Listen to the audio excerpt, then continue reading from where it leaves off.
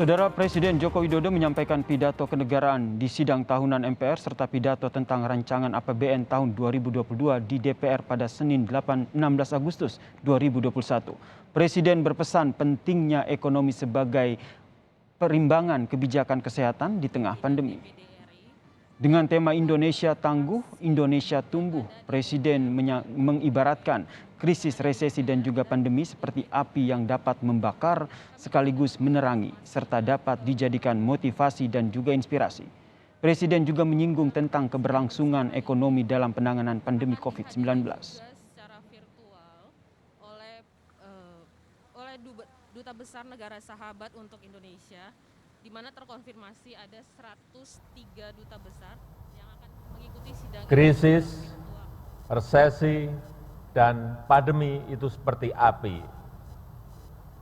Kalau kita bisa hindari, kalau bisa kita hindari.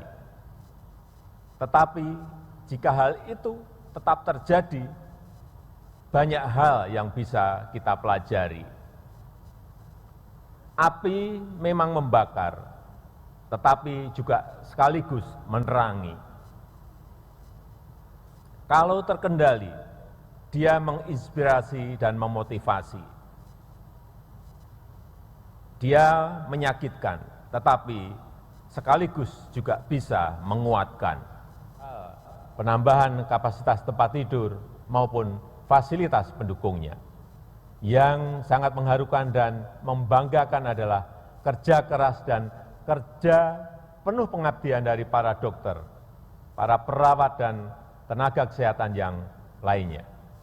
Kemandirian industri obat, vaksin, dan alat-alat kesehatan masih menjadi kelemahan serius yang harus kita pecahkan.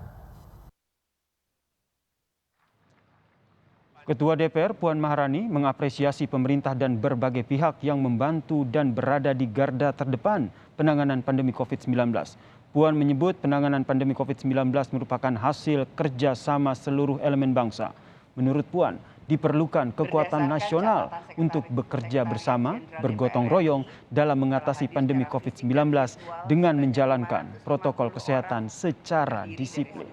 Kehadiran para undangan secara virtual tidak. DPR RI dapat mengapresiasi upaya pemerintah yang cepat dalam menghadapi situasi pandemi COVID-19 dan dampaknya yang luas. Dengan berbagai kebijakan dan program yang telah dilakukan, pemulihan di bidang kesehatan, pemulihan sosial, pemulihan ekonomi, dan penyelamatan perekonomian sosial.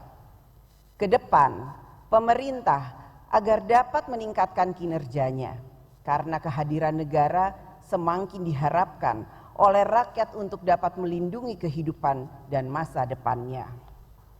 Saat ini kita menghadapi gelombang kedua atau second wave serangan pandemi COVID-19 yang sebelumnya telah dialami oleh beberapa negara. DPR RI dapat mengapresiasi upaya pemerintah yang telah mengutamakan keselamatan hidup rakyat dengan menjalankan pembatasan kegiatan masyarakat yang lebih ketat. Meskipun pemerintah harus mengantisipasi berbagai konsekuensi terhadap kondisi sosial dan ekonomi di balik kebijakan tersebut. Kabinet Indonesia Maju. Presiden kelima RI, Megawati Soekarno Putri dan Wakil Presiden ke-9 RI, Hamzahas, tampak menghadiri sidang tahunan MPR RI secara virtual hari ini, saudara. Tetapi menjadi titik awal